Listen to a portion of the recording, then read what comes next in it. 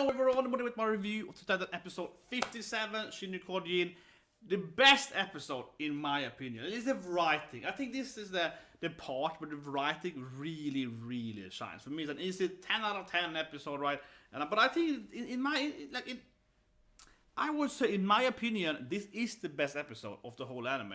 And then it's gonna go down. No, but I think so, because where other parts are more exciting, I suppose, because it kind of, maybe someone is dying, some reveals. Well, a lot of people die this episode, but still, alright, fade out and so on. Yeah, I just love how it all connects. Right? I think there's a connection of how Dina Fritz, of course, is Grisha's wife, and then she becomes Smiling Titan, and she eats, of course, Eren's mother, and maybe some like natural instinct to like, oh, that's my husband's mother, my husband's new wife, in front of Eren. Because of course, he probably never knew that, and in one way, it's really silly because how did, I guess he got really lucky there, I suppose, to get some revenge there on her husband's, yeah. But I just love how it connects them. I think it's the best writing part of the whole storyline, and of course that all the other Titans as well are basically Titans we've seen, right? Or all these like the Eldian Restoration Rebel guys, they're all Titans that were in the first episode of the anime. Like the small one that ate the general guy in the end, the guy with the beard. I think he's the most. I think he's the most recognizable one. The guy with kind of the pretty big beard. He looks almost exactly the same as a human, as a Titan, and so on. Right? Yeah, all of them, more or less, we recognize them. I mean, of course, it is given that he probably first in the chapter, right, with attacking Titans. Maybe this all figured out. I hope it was. I hope it how this planned. I hope that was what it was. I will assume he planned all of this, but of course he first did the Titans and then he did the humans looking kind of like them, right? I suppose so.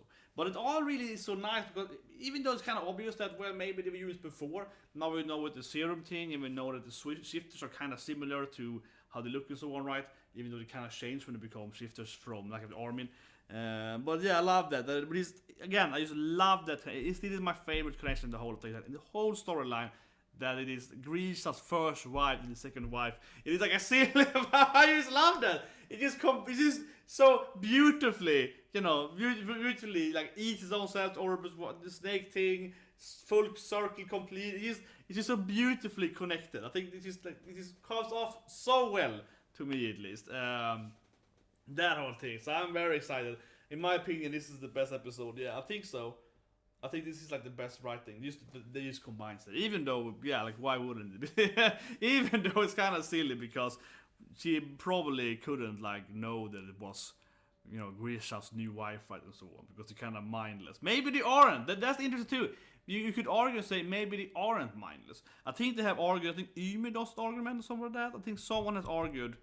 There is some shifter that does the argument that like maybe they aren't mindless, or the reason they're eating human is because if you eat a shifter human, like Armin did with Berthold, then you become a shifter and you regain your humanity.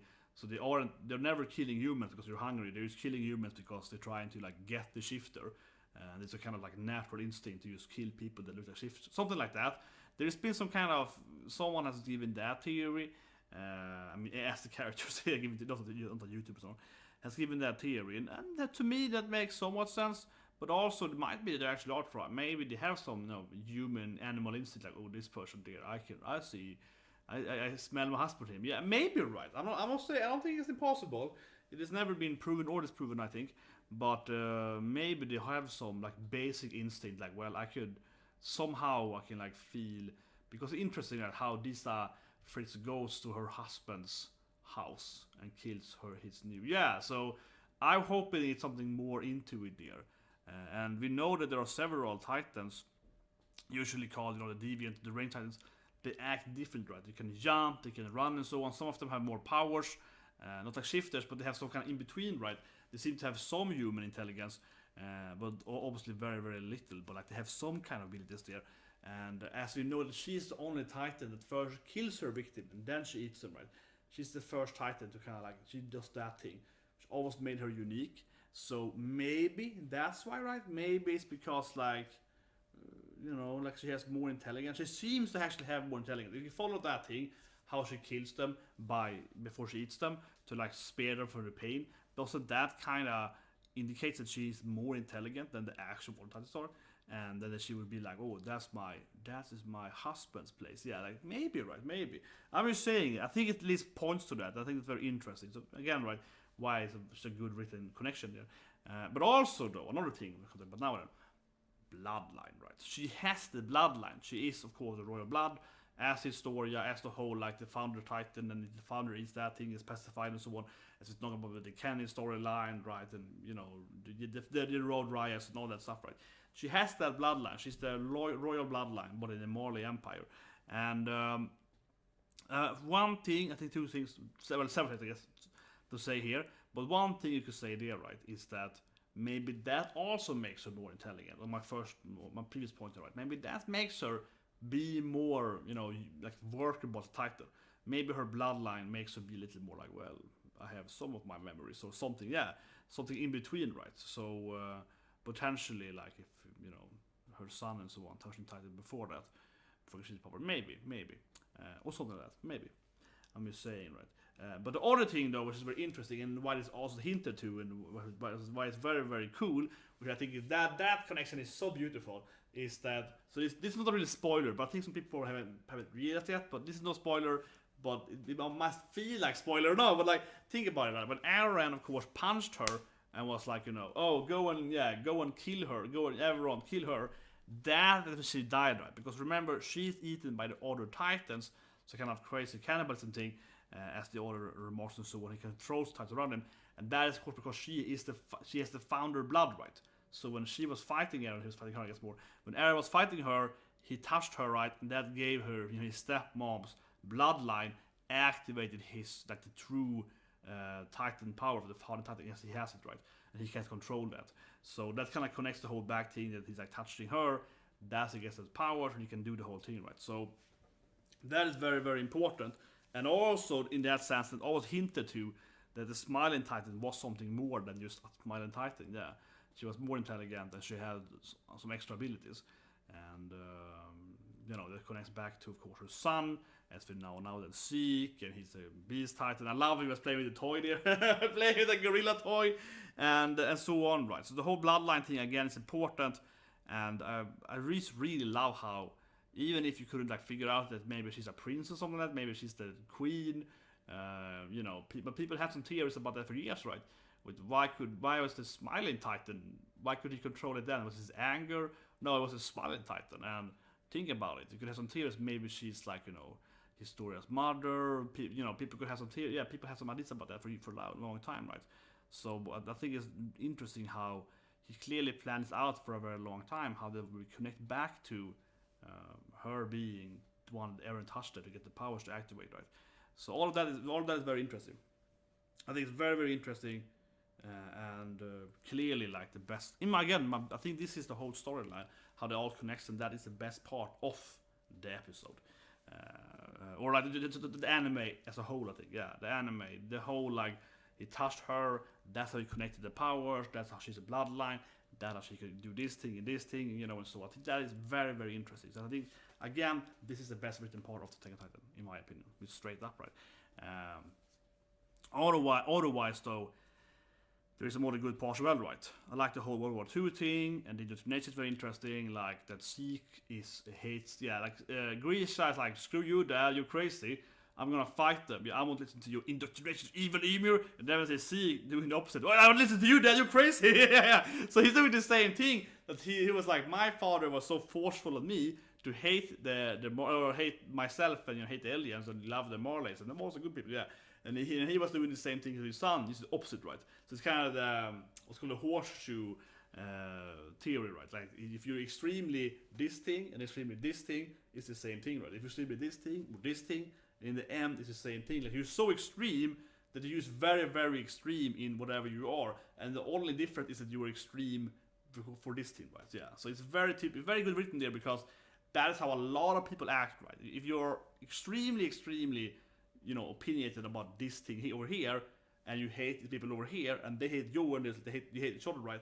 But you're actually acting very, very similar. But you're you're just like different in, I like apple, I like oranges, yeah, and you hate each other, and it's like, you're insane, how can you like oranges, apple is the best thing, right? You use the same kind of argument and so on, so you basically are the same thing. That's the whole horseshoe theory thing there. And I'm not like a super, I mean, I think that theory definitely makes sense to in the extremest of degrees. When someone is just so extremely something, they usually are more or less the same person as someone else. They extreme something else, right? Yeah, because they just act and have the same kind of logic as someone.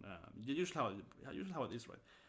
And we see that kind of with Zeke and Grisha there, and Grandpa there, and Grandpa Jäger. So he's doing that to Grisha, and Grisha's like, that's insane, I would never believe this crazy stuff, it's too extreme, right? And then he goes over here instead and makes his son, trying to make his son believe that crazy stuff, right? Instead, that's too extreme, Dad, I'd rather go, yeah, so, you know, right, yeah, so his father tried to make him go, yeah, crazy in that direction. He's like, no, that seems, you can't be true, right? So he went to the other direction, yeah, and then his son did the same thing, right? So I think that's really interesting. He learned nothing from his own life there. He learned nothing from his own life.